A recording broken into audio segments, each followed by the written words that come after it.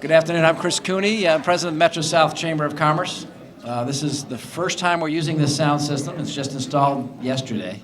So I'm hoping that we're going to be okay. Otherwise, we'll have to switch to Plan B. So it's my pleasure to welcome you to the 31st Annual Small Business and Entrepreneur of the Year Awards. Today, as you know, is Friday the 13th. But today is not about luck. It's not about good luck.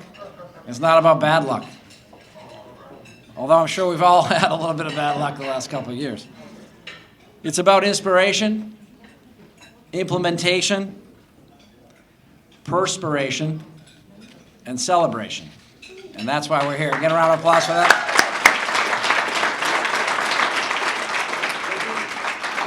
And truly, what better place to celebrate this today than Thorny Lea on a beautiful spring day, on a Friday, before a beautiful weekend that's predicted. So we should all just take a deep breath, relax, and enjoy the program, and enjoy the food that's been provided. Let's have a round of applause for our host today, the Thorny Lea Country Club. Sharon. I want to just acknowledge a few of our partners, community navigator partners who are with us today, including the Cape Verdean Association, the Brockton Redevelopment Authority, the Brockton Workforce Alliance, and the Massachusetts Office of Business Development. Round of applause for all of them. So today's program is sponsored by Bank of America. Bank of America was established in 1904 in the state of California. Today it is the second largest bank in America, with more than $2 trillion in assets and 2,500 locations within 37 states in the United States. Bank of America serves 3 million small businesses and employs over 200,000 people. We are happy to have a number of the Bank of America folks with us today. If you could all just stand, give a round of applause for our commercial lenders and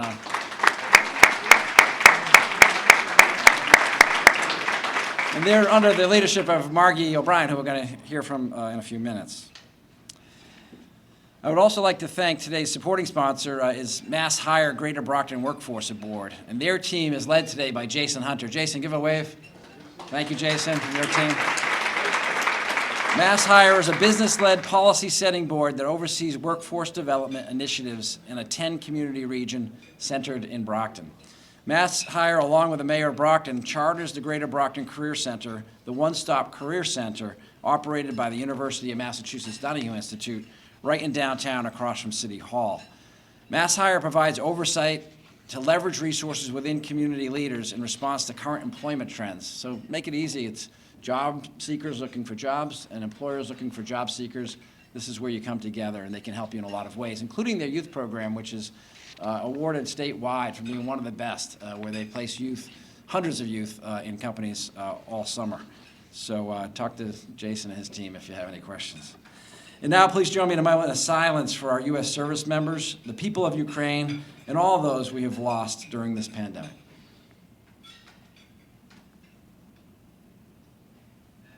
Thank you very much.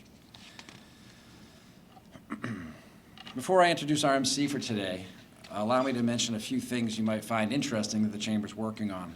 The Chamber has received several grants since January to work on various projects. One of them is to help restaurants and small businesses develop websites and social media. We have 2 contractors who are on board. We are going to help up to 10 companies either develop or improve their websites. If you're interested in learning about this, there is a session scheduled for May 19th. It's via Zoom. We encourage you or someone you might know to tune into that, and they will follow up with you with a personal meeting and see how that we might be able to help. A number of free networking programs are scheduled over the next few weeks and into June. So that includes ribbon cuttings and some business after hours.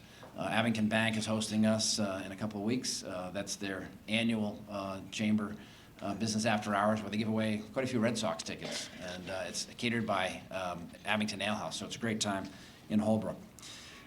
In addition, finally, the Chamber is promoting Restaurant Week. This is one of the grants we received. It's going to be June 5th to the 9th, includes the entire Metro South region. If you have a restaurant you'd like to go to, this is free. It's being funded by the state. all the promotions are being provided by the state of Massachusetts. If you know a restaurant, encourage them just to go to our website and sign up, whatever we're offering, whether it's a price fixed menu or get a muffin if you buy a Coke or whatever they want to do. And we're going to market this extensively leading up to that date. We also encourage you to go out to eat that week. And a lot of these restaurants are having difficulties still with staffing and with various aspects of their business. So they could use your support. It's also a great way to try a restaurant you haven't tried before. There's so many great flavors in this region. And many of us, go to our routine ones, but this is a great opportunity to try something new. So we encourage you to do that.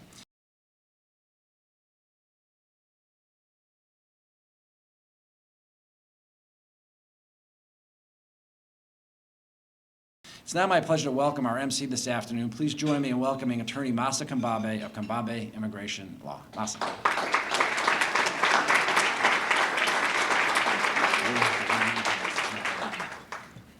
Good afternoon, everyone. It's great to see everybody here today. Thank you so much for coming. It's an honor to participate in this really special award ceremony and program that we celebrate the success of so many businesses and their contributions to the local economy. So there are currently over 32 million small businesses in the United States. And we know that they are the backbone of our country, of our economy, accounting for 60 to 80% of all new jobs each year. In 1963, President John F. Kennedy created the National Small Business Week to honor small business owners and to recognize the value that small businesses bring to America. Today, Small Business Week has evolved into Small Business Month, which affords us more opportunity to honor these individuals whose impact extends far beyond their reach. They touch the lives of their peers, their families, their successors, and they inspire the minds of budding entrepreneurs everywhere. Today's recipients will join a long list of triumphant business people and entrepreneurs who use their ingenuity to adapt to changing economic and social climates and to grow and thrive in business. When I think about our businesses in this region, and I'm an immigration lawyer, so I see all kinds of people from all kinds of backgrounds, I'm amazed at the diversity that we have in just our region here. On each of your tables is the 2021 guide to the Metro South region. Please take a look through this book. It contains information about all of our members and their businesses and has some interesting demographics about our area.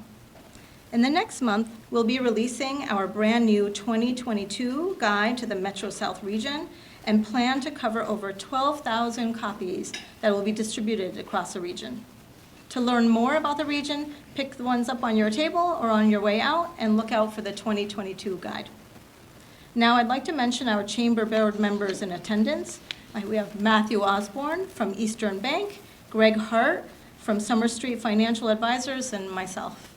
Thank you.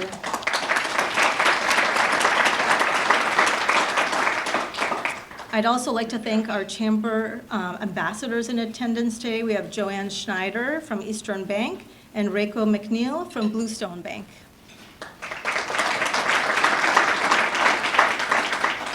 And finally, we have some elected officials with us today who we always appreciate their recognition of small businesses and celebrating them in our communities. I'm not sure if Brockton City Councilor, former Mayor Moises Rodriguez has made it, but he was going to be coming. Brockton City Councilor Shirley Asack, City Council President Jack Lally, State Senator Mike Brady, and State Senator Walter Timilty, Brockton Mayor Robert Sullivan, and I know that I saw my own fantastic Board of Select Persons Chair, Dottie Fulgenetti here. Thank you.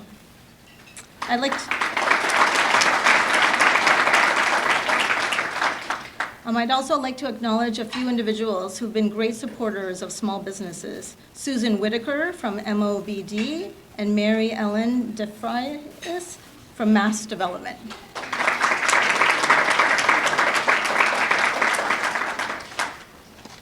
Oh, and I'm sorry, Mary Waldron from Old Colony Planning Council. Can't forget Mary. So what I'd love to do right now is introduce Margie O'Brien from Bank of America. They are the premier sponsor of today's event, and we're really pleased that you'll be joining us today. Margie O'Brien is a Senior Vice President and Market Executive for Southeastern Massachusetts in the business banking at Bank of America. In this capacity, her responsibilities include leading a team of specialists focused on understanding each client's unique needs to deliver strategic financial guidance and solutions. And I can tell you that they really are specialists. I know one of them sitting over there, Natalia, and you can really tell by talking to them how much they care and want to help the businesses that they work with.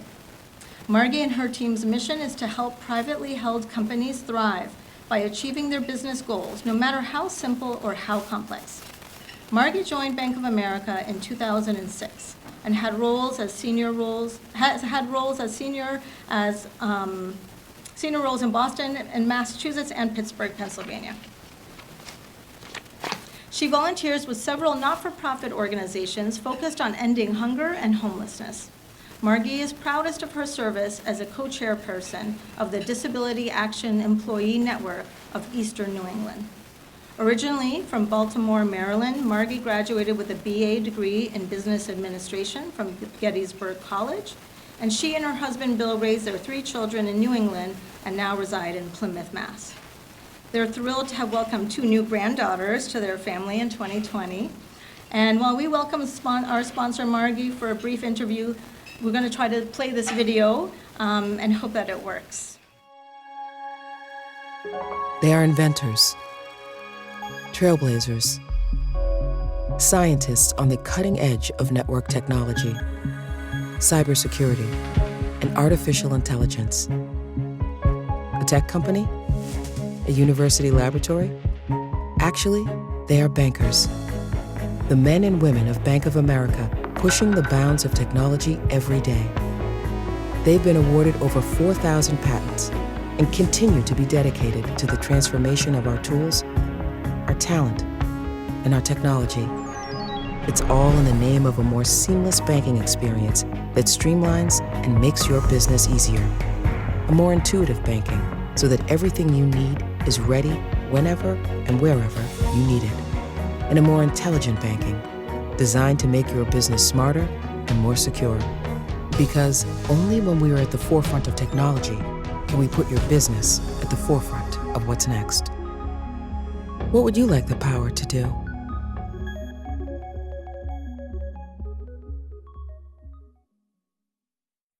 So, Margie, thank you so much. It's really nice to meet you, and we appreciate your support of the Small Business Celebration today. So can you please tell us a little bit more about yourself and your new role within Bank of America? Sure, thank you. And first of all, I just want to say thank you for inviting us to have the opportunity to sponsor this great event. And before I go any further, I just want to compliment and congratulate the 2 winners today, Derek and Andy, and I know Jamie couldn't come, but Brianna is representing Niña. The best part about what we do in commercial banking is working with privately held businesses and being able to celebrate the successes that you all have had, so congratulations. Excuse me. So I joined banking. My banking career started about 40 years ago. And I got into business banking because I wanted actually to be an entrepreneur. I always wanted to go out and own my own business. And to all of you who are entrepreneurs, I tip my hat off to you. It's very brave and courageous to go out on your own and come up with an idea that is so critically important to your success, but you've got to build it, and you've got to think about how you're going to expand it. And then you're going to have to start thinking about payroll and hiring people and all those things that are so important. I wasn't brave enough to do that, to be honest, but I was really excited about getting involved with the small businesses by being a banker. And as a banker, we are trusted advisors to those businesses. You all decided to start your business because you're passionate about food, about art, about different ways we can solve problems for our consumers out in the market or our other businesses. But maybe you weren't thinking, I want to get into business and be a bank and talk about finance. I'm not sure that's what everybody does when they go into business. So as a banker, we get to sit at the table with the businesses and be able to really get to know their story and how we can help them grow. So I've been doing this my entire life. I started in Baltimore, moved to Connecticut in '93, was a relationship manager, raised 3 kids there, and then somebody tapped me on the shoulder the day my daughter was graduating from college and said, would you go out to Pittsburgh because we're expanding our market out there. I was happy to do that, absolutely loved the 3 years I was out there. My kids called me up and said, we're starting to think about having a family, come on back. And so I'm back, and Paul Anganetti, who I absolutely have to congratulate him, he's on in a new role, but still with the bank. He stepped out to work with that group in private bank. So the opportunity came in for me to run this team, and I'm thrilled to be here with the team at Bank of America. Thank you. So we're in unusual times now. What advice do you have for small businesses? So we are in very unusual times, and we all have been through the last 2 years trying to figure out how do we navigate the new normal. And I don't know whether we're ever going to change from some of the things that we learned, whether it was doing things virtually or doing things more digitally. So every year, Bank of America puts out a small business report, and the 2022 report just came out beginning of May.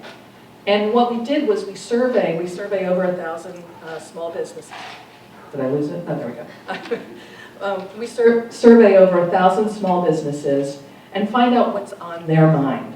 And obviously right now, coming out in this right now, inflation, 88% of the businesses are worried about inflation and how that's going to impact them. But the other part is 76% of the respondents were also concerned about supply chain. And obviously the next level is labor shortages. So we're dealing with a lot of different things. And as bankers, we're trying to help make sure that we can think about how to deliver businesses differently. Is it being more digital? Is it being more effective? This keeps going up. Okay. Is it something that we can do to help you connect with your customers and clients on a digital basis?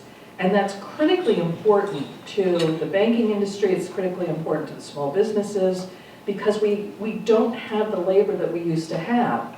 And so we need to think about ways we can process things, or get into robotics, or move money differently, or have people help them with their money movement. So a lot of concern about inflation and supply chain and labor.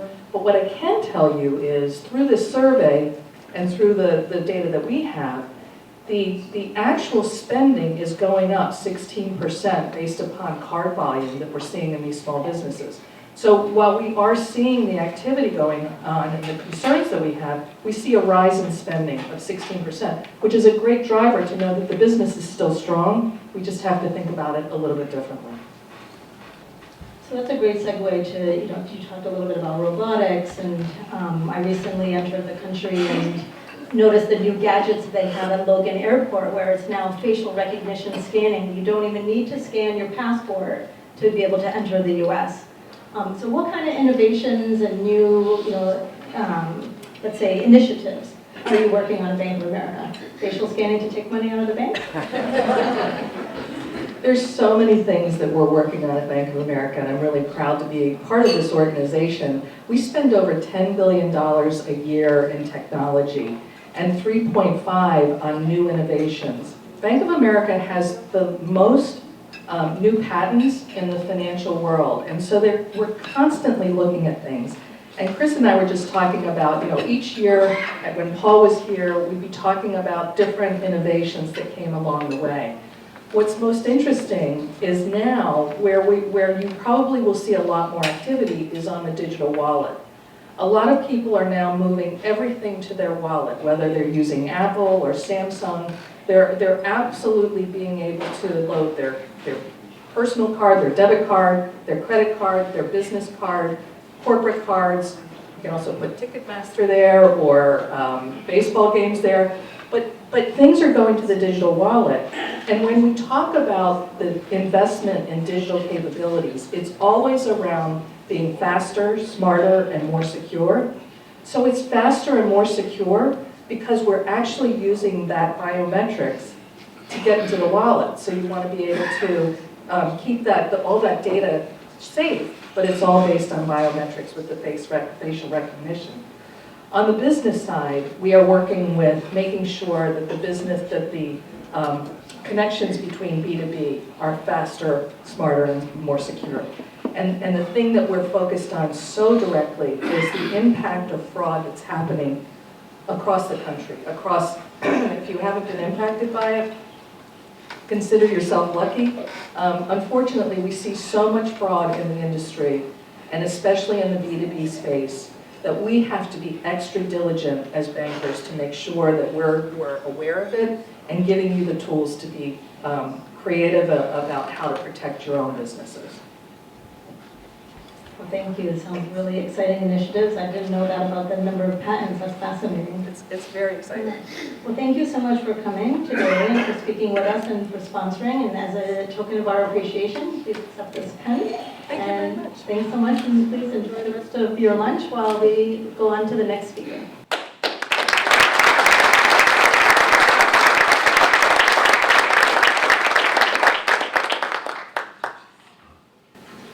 Okay, so I am thrilled to introduce our keynote speaker for today's event, Molly McPherson.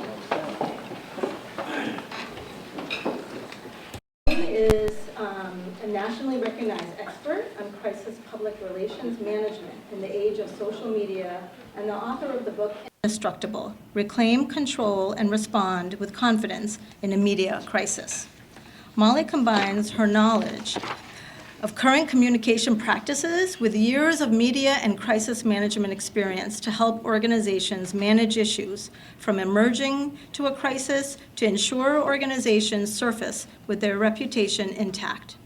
She's the host of the podcast Indestructible PR with Molly McPherson and frequently speaks about communication trends, crisis communications, public relations, social media crisis response for executives and organizations. Throughout her experience in FEMA's Office of External Affairs during post-Hurricane Katrina efforts, and as Director of Communications for the Cruise Line International Association in Arlington, Virginia, Molly created a proven public relations framework for responding to a public backlash, both online and in the press. So please join me in welcoming Molly McPherson.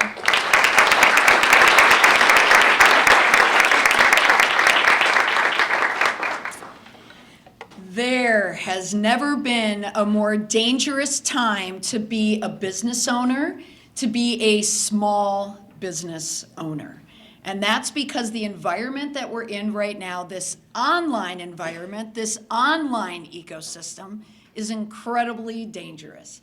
And I say this to you as not only someone who's worked in the business. When I was working with FEMA, it was at a time when everybody loved our agency. It was at the time of a little storm called Hurricane Katrina that not only destroyed New Orleans and so much of the Gulf Coast, but the reputation of a formidable agency, a federal agency that was there to help people rebuild after storms, an agency where we gave cash to people to help them rebuild.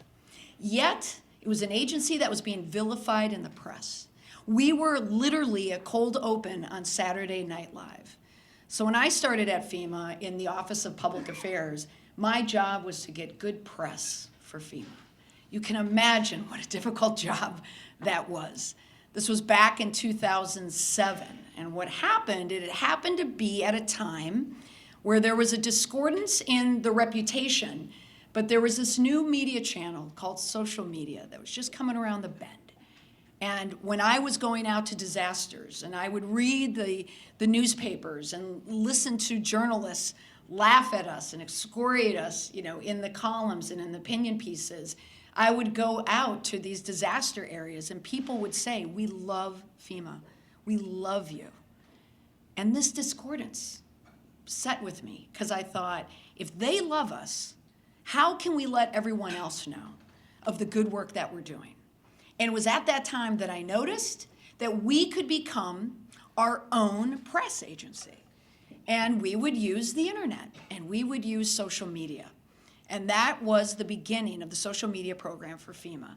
It was me out in the field, out in Tennessee after straight line winds and storms, recognizing there's something here. We can shape a reputation, we can rebuild a reputation by working with the people who love us. And we can use social media to do that. And you all are very similar stakeholders. As small business owners, your job is to provide a service or a product, something that helps someone. And if you can use social media to remind people of the good work that you do, that's great. But at the same time, the same wonderful channel that can build us can also destroy us.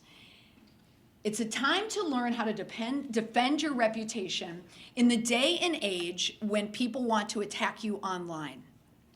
My background, after I left the Federal Emergency Management Agency, I started my own business. My husband at the time was in the military. We were a Coast Guard family. I lived down in Cape Cod for a number of years. When he left the military, he moved over to FEMA, and that meant that I had to do something else, so I started a business. And I started this business at a time when social media was becoming more weaponized, and people were using it in ways to attack. Now, in this room, you're more vulnerable than like an Elon Musk. If you were to, look online today and Google Elon Musk or see what's happening on Twitter, Elon Musk has a lot of money to defend himself. He has a PR machine behind him. Did anybody see Bill Gates, by the way, on the Today Show last week? Anyone in the room? Isn't that remarkable that Bill Gates, 1 year ago, went through a divorce where his wife, Melinda Gates, accused him of stepping out in the marriage. She was destroying his reputation. Well, really, she wasn't. It was the acts of, and it kind of spilled out. Yet Bill Gates was able to slide in right between the Johnny Depp and Amber Heard trial, and nobody else noticed that he's in the middle of his reputation rebuilding tour. It's genius, because he has a PR machine behind him. But if you're a small business, you don't have a big machine. Chris is up here telling you that there's opportunities for small businesses to get help with their internet and their website and social media. Small business people need help like this. And if people are going to attack you, that's where they're going to attack you, online. They're not going to stand out in the streets and picket you, though that might happen, but that will be done so it can be put on social media. Everyone's reputation is now potentially at risk. It could be from truth, or it could be from misinformation. But if you do not have control of your reputation, if you do not have control of your communication channels, your social media channels, it can mean death to your business. Now, the press, they can be friends, they can be foe. Because when it comes to this idea of reputation and people losing the reputation, when Bill Gates sat down with Savannah Guthrie on the Today Show, I watched every word of it because I was dying to know, how is Bill Gates going to message not only this divorce, but also being pals with Jeffrey Epstein? That was a dicey thing to do. And again, he had the press working with them. But at the same time, a year ago, if you were to Google Bill Gates, a year ago now, all of the headlines were about his divorce and why the divorce happened. The press, they're in a position right now where they have to make money as well. I used to work in newspaper, television, radio at the time when there was a lot of money in media. Now newspapers are struggling. Local television news, the struggle is there because of advertising. Advertising dollars, a lot of it is going digital. But newspapers especially know that people are online and people read stories online. So there's a benefit to the press if they can get eyeballs to come to their websites. And sometimes they can do that if they have these salacious stories, or if they have stories that aren't necessarily from the Bill Gates of the world, but they're from people like this. Does anyone know who this is or remember who this is? We're going back a couple years. Look familiar? Do we have any dentists in the room? Medical offices? Okay, just out of curiosity. All right, this is a dentist. His name is Dr. Walter Palmer. He's a dentist from Eden Prairie, Minnesota. And Dr. Palmer was a worldwide news story because he went out on a trip. And he went out on a trip for a big game hunting. You're nodding. Do you know who this is? I remember. What do you remember about this story? Well, that he was accused of killing big game animals and, and how nasty that was in this day and age. Yes, there you go. Now, do you remember the name of that animal? I don't. Does anyone remember the name? That was a good summary. It was Cecil the lion. Or if you were to read a story in the UK, it would be Cecil the lion. But Cecil was a beloved lion. Everybody loved him in Zimbabwe. Everybody knew about Cecil in Zimbabwe. Dr. Palmer was a big game hunter. There are people who do this, okay? It happens all the time. But what Dr. Palmer did is when he came back from the big game hunt, after killing Cecil and many other animals, they posted a photo online. Him and his buddy posted a photo with their big game online. Likely that spread to someone else in his area, and someone saw it and then pushed it and put it online. The press, they love to mine social media for stories. Next thing you know, this was a story. And it wasn't just a local story out of the Twin Cities. It was not a national news story. It was a worldwide, international news story. Because this dentist from Eden Prairie, Minnesota, killed a beloved lion. Naturally, so this photo too is not even Cecil. The one that went viral wasn't even Cecil. There was no imagery of Cecil and the death of Cecil whatsoever. But the optics of photos like this, that's all you need, and it's done. And it was the sharing of the social media. The stories went rampant. Everybody knew who he was. So Dr. Palmer needed a plan, but it was clear that he did not have one.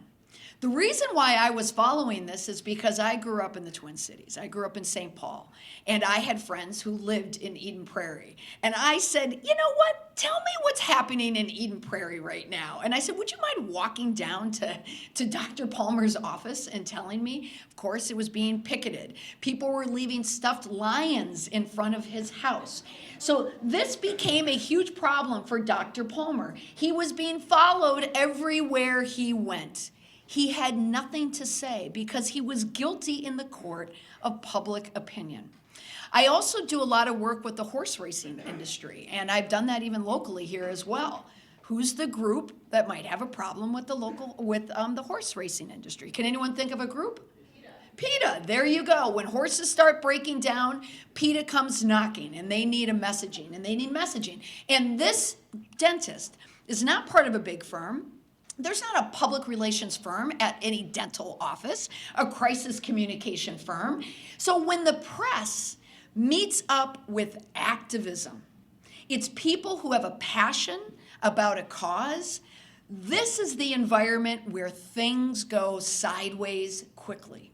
It's not to say that activists are wrong, but I'm in the business of people calling me, usually now, almost every single client I have had in 2022 has been someone or some organization that is being attacked by a branded group or an activism group where they have run afoul of the cause.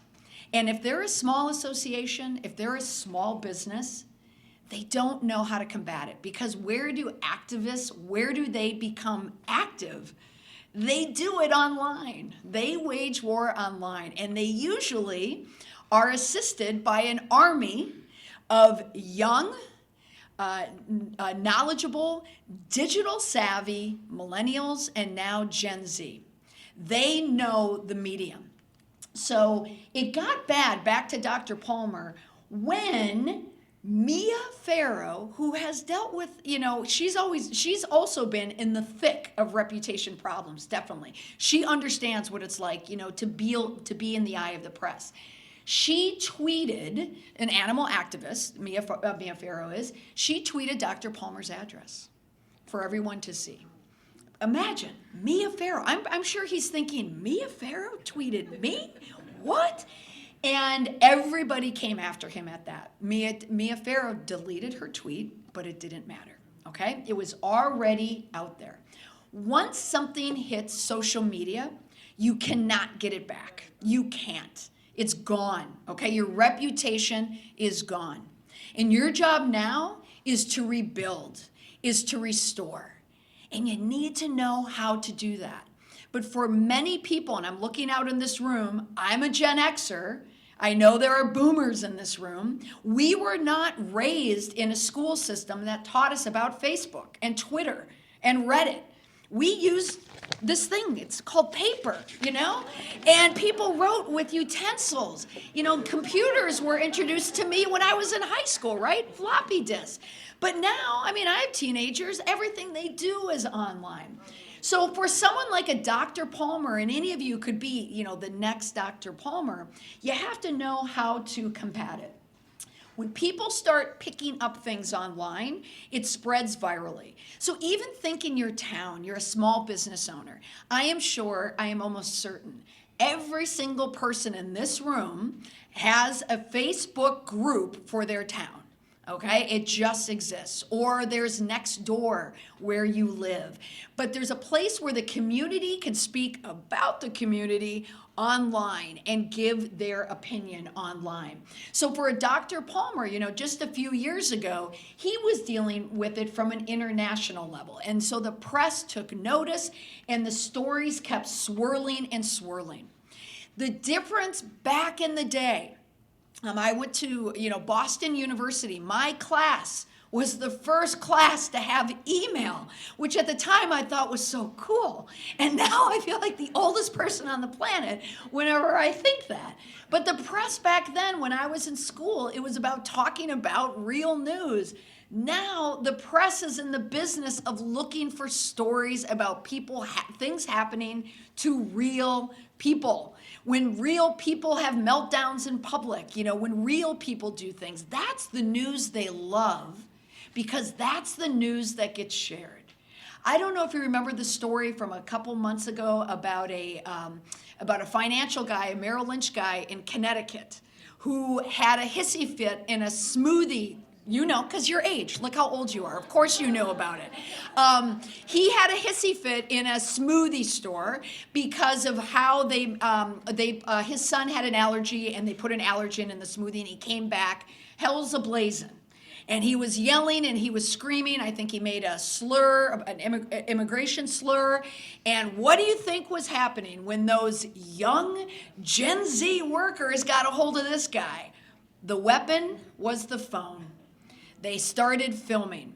Within 24 hours, this guy was out of his job and Merrill Lynch Corporate Communications had to answer to it. And I naturally tweeted about it and someone in Connecticut who follows me said, by the way, this guy is in my country club. I know who he is. And I said, is he who we see he is? And he said, he is. So he was, we found out that the real him, came out.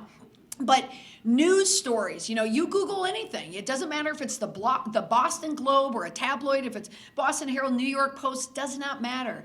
Every outfit, every press out there, every communication channel, news outlet, they're looking for these real type stories because they share locally. When people know other people, it's shared. Celebrities now aren't that important. They just aren't. People don't watch the Today Show like they used to. People don't watch morning news or follow columnists as much. The celebrities are on TikTok. Everybody knows people on social media. Like anybody could be, a celebrity. So when these things happen and people come to attack, they could attack your home if you're a dentist, or they could do something here if you run afoul of people in your community. The press follows activists, and activists want to get press. It's as simple as that. If you watch the playoffs, the Minnesota Timberwolves, what was happening? The owner of the Minnesota Timberwolves has a farm, and on that farm, these activists did not think that he was treating his chickens well. So they were ambushing every single Minnesota Timberwolves game, and shutting down, the game. And the press loves it. So now what happens when people decide to put your reputation in their sites? It's called like this cancel machine or the cancel culture. People have appropriated this cancel culture with politics and weaponizing it. But really what it means in my world, it's just when someone has decided that business's value system or their actions have run afoul with how they feel, with just some type of moral code. And they want people to know about what happened, and if they are really finding it to be an insidious act, they're going to bring you down. And in many cases, it can be brought down for the right reasons. Kevin Spacey, one might argue, deserved to lose his job. Harvey Weinstein deserved to be in jail. They deserve to be canceled. But what about everybody else who decides just to cancel somebody? So what you can do is there's a time to shut down the cancel machine when you want to take back your reputation, you want to repair your reputation, and you need to make it better than before. I deal with people, as I mentioned, in crisis situations all the time. And they're always stressed about it. But I always tell them, with every crisis, it's true, there is an opportunity. Yes, people like to attack people and cancel people and bring them down. But just as much, everybody loves a comeback story. Everybody loves the comeback kid. So that's what we're looking for. It's like, what is the truth of the matter? People are going to picket nowadays. I don't know if you remember when Market Basket had the problem a few years ago, and they were picketing like crazy. And I remember the time thinking, they're using signs. No one sees signs until it shows up at the front page of the New York Times. Now signs work. And that's another activism tactic, is they want optics. They want to see that people are creating a groundswell around your business because your business is doing something wrong, or your owner feels this way about that. We need to change that because we don't agree with it, so we are going to bring you down. So whether you're dealing with a lion and you want to attack, someone who destroyed someone, they're going to find other ways to bring you down. They're going to go to your social media sites. They're going to go to the internet sites. How many of you check your Google reviews frequently? Anybody in the room? Okay. As a small business owner, right? You do that, okay? And you do that as well. How often do you do that? Probably once a month. Fantastic. Why do you do it? Because if you get somebody saying something mean, you want to actually counteract it right there. Yes, absolutely. Most business owners, all my clients, I ask them, they don't even think about it. They just think of it like a yellow page as a business listing. Like, absolutely not. Because not only is this your reputation, it's your rating. Is it 5 stars or is it 1? But if someone has you in their sights and they want to attack you, they are going to go to your Google rating and they are going to ambush it. That is another tactic that people will do. And Google does have mechanisms in place that you can write back and tell them what happened and try and fix it, but many don't even think about it. Do you check on Yelp reviews? Do you check other platforms for what people are saying about you? That's something that every small business needs to do. But the problem, do you have the resources to do it? Do you have the time to do it? But in this day and age, that's an important thing that you want to do. People are being canceled all over the place, rightfully, wrongfully. But when the reputation happens, the sting does not go away. It stays there. Chrissy Teigen, she's an actress. She's married to John Legend. She was a bully online. She was bullying C-list, D-list actresses and actors. Everyone decided, we're going to cancel you, Chrissy Teigen. And you know what? She's still technically canceled. She's still trying to come back. If you're a CEO of a big corporation, you make the wrong moves, people will picket you. And again, it's press and activism working together. And it doesn't just have to be an activist group, like a known activist group like a PETA. It could just be a group of people that do not believe in you, or they want to rise up and do something against you. The CEO of Better.com a few months ago, he laid off all of his employees, or a number of his employees. It can happen. It's the pandemic. It's perfectly reasonable to struggle as a business during the pandemic. But what this CEO did is he happened to do it on a Zoom call. And he did it without telling anyone what was going to happen. They thought it was a business meeting. And then he just dropped the bomb that if you're on this call, you're also laid off. It's very dangerous territory to do it on a Zoom call when people are sitting there, most likely with their phone in their hands, taping that Zoom call or filming that Zoom call. In less than 24 hours, this story went viral. And Better.com had a really bad, bad PR nightmare on their hands. This kept spiraling out and out and out and out, and they never reclaimed their reputation. His entire executive staff walked out the door. They did not want to be a part of a company that's supposed to be better, and they were far, far worse. So in 2021, they have a loss of more than $300 million. I don't know if many of you saw the story of Applebee's. It was about 2 months ago when there was a franchisee owner in Kansas who wrote a memo about taking advantage of local staff. If they need to work more hours because gas is going up and people need more hours, so we can pay them less. Where does that memo end up? Naturally on Reddit, where it is shared worldwide. And that guy had to shut down every social media network he had, I checked, and he was gone. And then who had a problem? Applebee's corporate had a problem, because then that became a social problem. And this is what happens. You know, when everybody decides that they are going to bring you down, this guy was brought down. I don't know if any of you in the last few weeks saw the story about Kate Spade. You saw the story, and I see younger people too. Yes, like you know. What happened with Kate Spade? Can you sum it up in like 2 sentences? They said, let's hang out with Kate Spade or something like that? Yes. Do you remember the account, the client who said it, the brand? It was Ulta, exactly. So Ulta had an email go out that said, come hang with Kate Spade. If anyone remembered how Kate Spade died a number of years ago, she committed suicide by hanging herself. Now, no one thinks that they set out to do something like this. I actually made a TikTok. Yes, I went on TikTok. I had to try it out. And I had talked about this. And a number of people who worked in corporate marketing said, because I had said, how many people did this email get by? That no one made the connection. And a number of people on TikTok said, well, you must not understand corporate emails. Not that many people see it. But in my point of view, it only takes one person to see it. And now you've got a huge headache on your hands. And this is extremely bad. Then Ulta has a huge problem because everyone on Twitter decided to talk about it, everyone all over social media, including me. So this is a story about a local business who I worked with.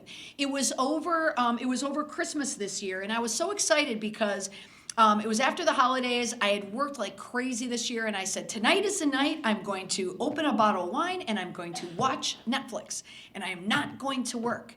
And my phone rang. It was December 26th, and I did not want to answer. It was like my bat phone. It was my work phone, and I kept looking at it like, no, no, no. And then on the Apple phone, I could see, I need your help. I've been attacked, and thankfully it wasn't like my kids, but I had to go for it, and I opened it up, and it was a restaurant owner in my home state of Minnesota who was desperate. He said, someone saw you speak somewhere, small business owner, I need your help. And of course, the day after Christmas, like the guilty Catholic, I still have, all that in me, the love, and I have to help. And so I put everything down and I helped the guy. And it turned out that his business ran afoul of the union, and the union wanted to strike, and their supplier, they were going to go after all their suppliers' clients who happened to be this guy. All he was collateral damage. He was just in the middle of friendly fire or unfriendly fire. They sent some union representatives. They started picketing. They started handing out flyers to customers. They wanted to destroy this guy's business.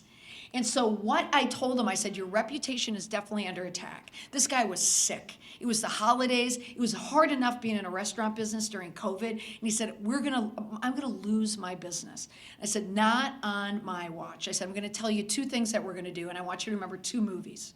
I want you to remember The Godfather, and I want you to remember It's a Wonderful Life. That's going to be our tactic. He was confused, but I said, stay with me. And I may have had maybe one glass of wine into me already. I said, but this is what we're going to do.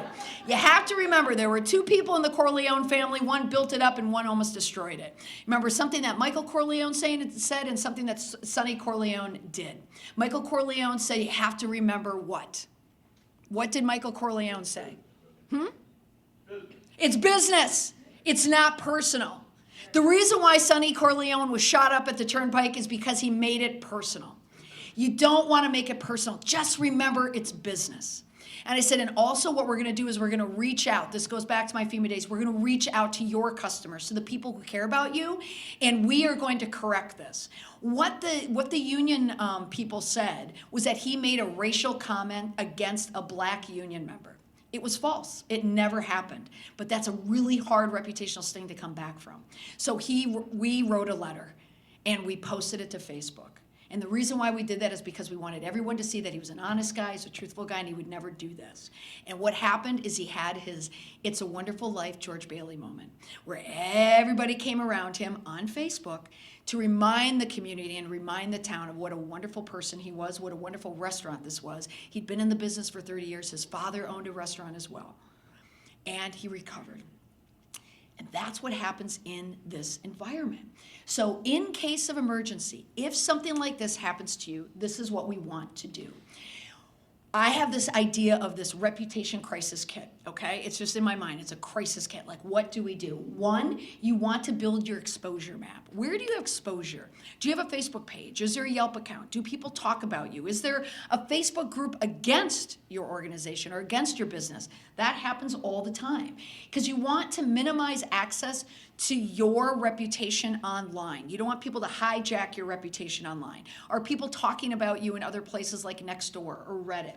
And the next thing, because again, you need to understand, does someone in your business, does the CEO or the business owner have an open Facebook page like Dr. Palmer? You want to make sure things like that the press, when a story goes out there, we don't want them going into your Facebook page because they can use those photos in their stories. They have every right to do that if it has public access. So the next thing is just understanding also the alerts. So every business should have a Google alert for their business, for their owners, for their names. I have a Google alert for all of my kids, for my name, every iteration. Next, you also want to install procedures. Every business needs a social media policy. Every business. It doesn't matter how small you are, you need one. Because you also need to have policy in place for how your employees can use social media. Can they say anything disparaging about your business on social media? You always need a spokesperson. It's typically the owner. It's typically the head of an organization. And also you always want to have a media advisory on hand. The who, what, why, where, and when. Many of you do not have a director of public relations, for your business.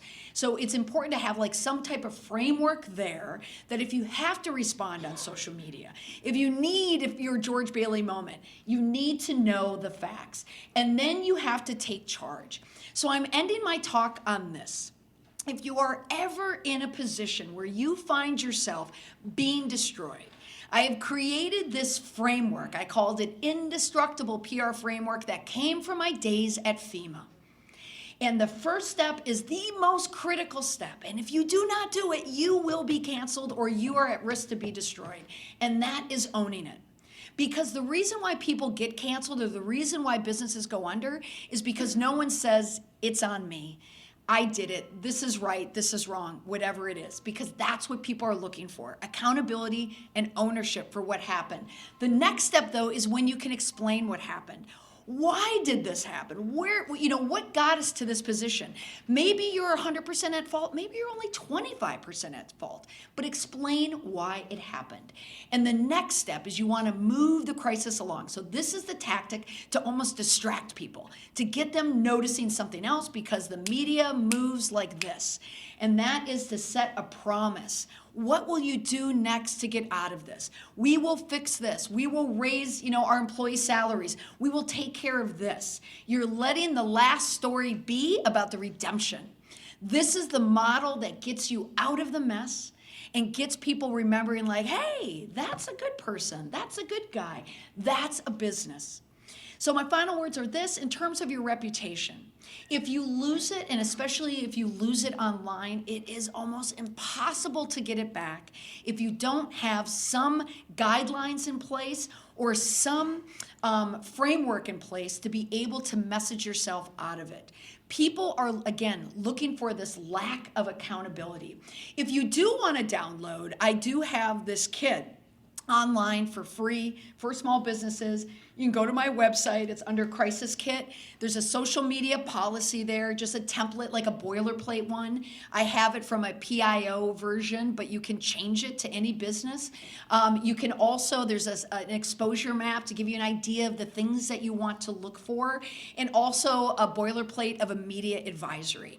This is the kit that I like to give to small businesses for any business that does not have a corporate team at the ready. You know, if we don't want the next owner, Arnold Palmer, no, he did a good job. He had a drink and named after him, Dr. Walter Palmer. We want to make sure that you keep your reputation indestructible. Thank you very much.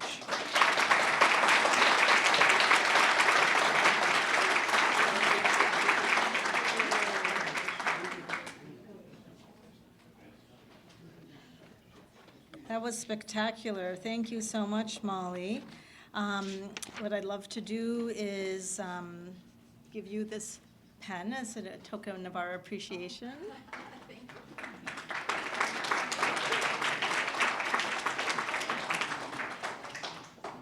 And then maybe after we can take some pictures. Okay, so right now what we'd like to do is move on to the part of the program where we celebrate the businesses that have been awarded the 2022 Entrepreneur and Small Business of the Year Awards. We'd like to thank all of you who submitted nominations for these awards. We had a number of very strong candidates, making this year's decision even more difficult. The nominating committee looked for companies that balance success with a commitment to the community. Each nominee is rated based on 5 criteria: the number of employees, staying power, growth, social responsibility, and innovation in their process or product. To meet just a few of these criteria is a significant accomplishment. And to assist with the presentation, I'd like to ask that Mayor Sullivan and Chamber President Chris Cooney join me up here.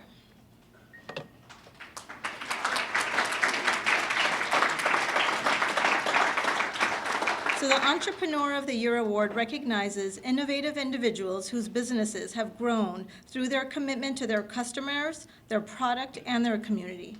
The Metro South Chamber and Bank of America Small Business Services are pleased to present the 2022 Entrepreneur of the Year Award to Grand Flourish Collective.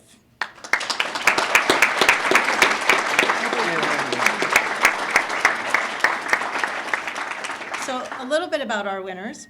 The Grand Flourish Collective has its origins in the art world, with co-owners Derek Jesus and Andy Vicente's participation in Artists for Humanity. Artists for Humanity is a Boston-based initiative that believes engagement in the creative process is a powerful force, and creative entrepreneurship is a productive and life-changing opportunity for young people. Grand Flourish Collective is at the forefront of Boston artists discovering Brockton and its expanding creative economy. Grand Flourish Collective is now growing in recognition as one of the most renowned tattoo studios in the region. Their mission is bridging the community to artistic murals and tattoo culture by showcasing the many avenues that art can create while reducing the stigma around body art. This is the beginning of a new journey for many of the artists who make up the fabric of Grand Flourish Collective. We're excited to see their success and watch them advance. The Metro South Chamber of Commerce and Bank of America are proud to announce Grand Flourish Collective of Brockton as the 2022 Entrepreneur of the Year. And here to accept the awards are co-owners Derek Jesus and Andy Vicente from Grand Flourish.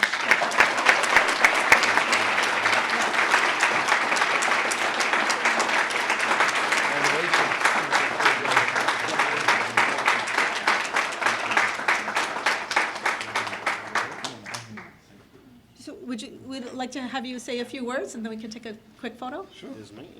Oof, this feels presidential. Already. How's everybody doing? Doing good? Feeling good? Yeah. Another rest in peace to Cecil the Lion. That weighed heavy on my heart. But it all started on the school bus. Believe it or not, just kind of caught Derek here sketching on the school bus, and that's always kind of what I was about. And it started off just battling back and forth. just trying to see who can get the better sketch out of throughout the weeks. And so just good. Yeah. And yeah, I'm like freezing up, but shout out to Cecil again. But just showing, just trying to kind of get that intrigue to have the best artwork we possibly can at that moment, and like always having our heads down and working towards having a better piece. That's always what it was about to this day, and that's what led us to kind of having this shop currently like rising to receiving this award today. So we want to send a big thank you out to people who helped us get here, such as Marcy over there with Gleeworks and Google reviews being on point and everything. And we got Mary Waldron, who is not here. Oh, is she? Oh, there she is. I know I saw her name. Yep. And Pro Black, who is the artist that kind of founded us. And yeah, he goes by Pro Black, but his actual name is Rob Gibbs. He's producing inspirational murals throughout the city of Boston right now. And so that's always good to see. Yeah. Yeah. We'll have Derek give you the backstory. How y'all doing? To further thank you, I want to thank Dr. Abe, Attorney Murphy. They've been a big part of us getting us through the door, making sure everything is run as smooth as possible. Of course, our team, Grand Flourish, like, we wouldn't be anything with you guys, without you guys.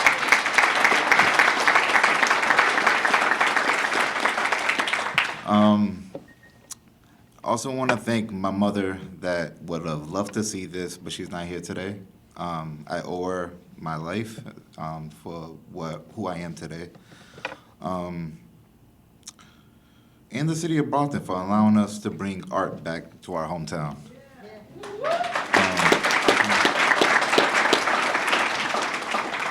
So some of you might not be familiar with the tattoo industry. It has grown like beyond all the negative stereotypes that you could possibly think of. A few years back, let's say in like 1962, Massachusetts became one of the few states in the country that banned tattooing because it was considered a crime against the people. It seems that it's always been around, but it's just now been legalized like in 2001. It hasn't even been that old. Yeah. So now, today's world, in 2022, tattooing has been like never been as more popular than it is today. People use it as like a form of therapy. Other people use it to honor loved ones that they may have lost, or to represent their culture, or just to get a really cool piece of artwork. It's a different form of collecting art. Like Andy said, we met in junior high school, just so happened to bump into each other, and so be it, we're both artists, so that was cool. Going to AFH, learning how to utilize that artwork as a career, not just a hobby, was a life-changing moment, and we owe Rob Gibbs for opening our eyes to that. Sorry, I'm so nervous. Thank you. Working at Artist for Humanity, we never looked into becoming tattoo artists. We were always artists. We did art shows, murals, you name it. And someone came to me and was like, hey, I think you guys will probably do this. And I was just like, I'm not sticking anybody with no needles. Like, get away from me. But he's like, nah, give it a try. And I looked into it. I saw the history it has with it, and I was just like, wow, tattooing's always been in the background of almost all history. It's just been hidden, basically. I saw that, and that's what, like, I want to say that's what, like, drove me to be a good tattoo artist, because of how new it is. It was still like a newborn baby. So, doing that, we left Artist for Humanity to pursue that career, not knowing what it would become, but we would just be like, hey, this don't work out, please hire us back, you know what I mean? So, that being so, we end up killing it. We worked at multiple tattoo shops. We've traveled from coast to coast, learned so much from different types of people, and saw that it wasn't being utilized as it should. Like the stereotypes you see, you know, some shops are not the best, and some shops are really good. So we took what we learned and what we didn't like and what we did like and utilized it to build the company that we have today. And we're proud of it, and our goal is to bridge that community with fine art and tattoos and to show the world that it's, I want to say it's more, what's the right word I'm looking for? It's just not as bad as everybody thinks it is. And Yeah. just the people we are working with, directly with the people, hand in hand, and just everybody sharing their stories with us and us sharing with them and them acknowledging that, oh, maybe tattoo artists aren't exactly this way that's been painted for years. So we were able to take everything we learned from Boston and then apply it back in the city where we started. And we now have our first 2 apprentices under our wings who we're teaching. We started as the mentees, and now we get to help the people from Brockton and around this community to help them become artists themselves.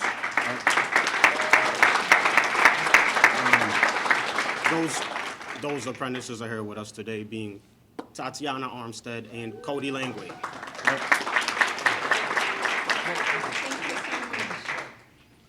Thank you, guys.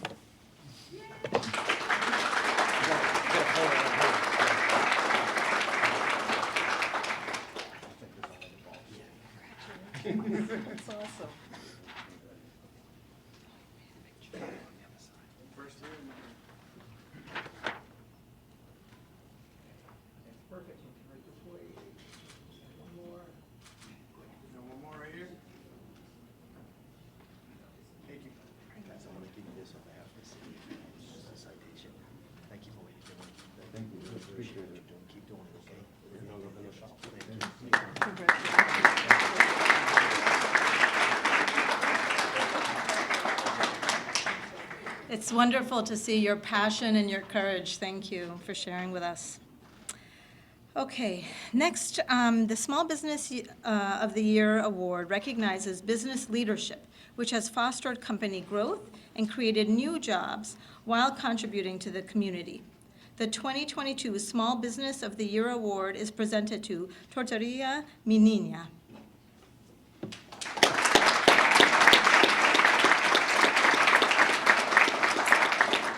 A little bit about our honoree today. Mi Niña opened their doors in 2011 and is the first tortilla bakery in the New England area that produces tortillas authentically from a true old world recipe. The once Needham-based brand is now a Brockton original and was founded by Boston chef Jamie Mamano, the man behind upscale restaurants including Mistral, a French Mediterranean bistro in Boston's South End. Describing the painstaking journey to launch Mi Niña, Mamano told Boston Magazine in 2014 that making authentic Mexican tortillas on a mass scale has been the biggest challenge of his culinary career. Mamano said that he was inspired to do so by the delicious tortillas he craved and brought back to Boston from his wife's hometown of Tijuana, Mexico. Mi Niña recently invested $12 million in their new Brockton facility and has added 20 new jobs. Their new building off West Chestnut Street has been renovated and dramatically expanded into a state-of-the-art tortilleria boasting 43,000 square feet. Maybe we can get a tour later. The Metro South Chamber of Commerce and Bank of America are proud to announce Mi Niña of Brockton as the 2022 Small Business of the Year. And representing them and here to accept this award is Brianna Lemus, a critical employee at the new Brockton facility. Please join me in congratulating them, and we'd like to have you say a few words, please.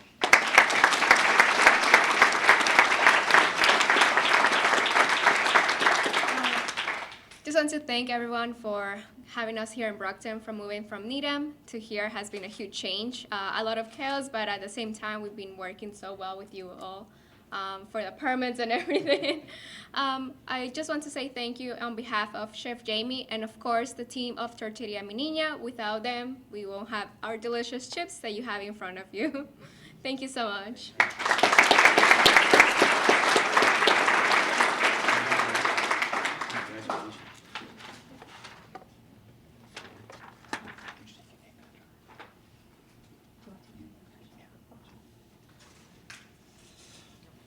Yes, yes.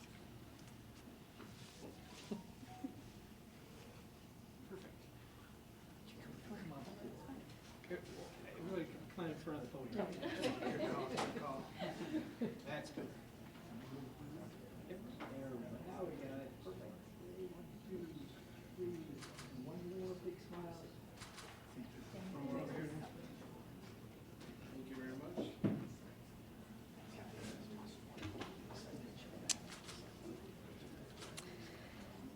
So the Chamber joins with the Bank of America in extending congratulations to both of these businesses and to all of our members for their business success.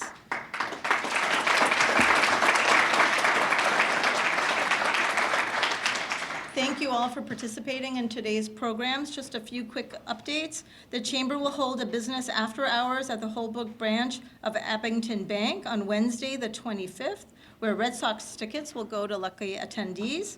The Chamber will present the 24th Annual Athena Award on June 17th to an exceptional individual who has achieved business excellence and assisted women in reaching their full potential, leadership potential. And nominations are now being accepted, so please contact the Chamber office for more information or pick up a nomination form on your way out today at the registration desk.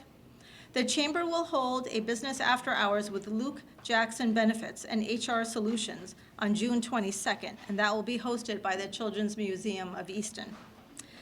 And a few just thank yous again to the Bank of America Small Business Services, Mass Hire Greater Brockton Workforce Board, our Awards Committee, the Enterprise News, Brockton Community Access, our elected officials in attendance, board members and ambassadors, and the Chamber staff, as well as Rich Morgan Photography. Finally, I'd like to draw your attention to today's centerpieces. At each of your tables is a bottle of wine and a signed copy of Molly McPherson's book, Indestructible. And whoever's birthday is closest wins the book and the wine. If I win, someone can have the wine, I want the book. So look underneath, figure out who has the closest birthday. Thank you all for your support and enjoy the rest of your day.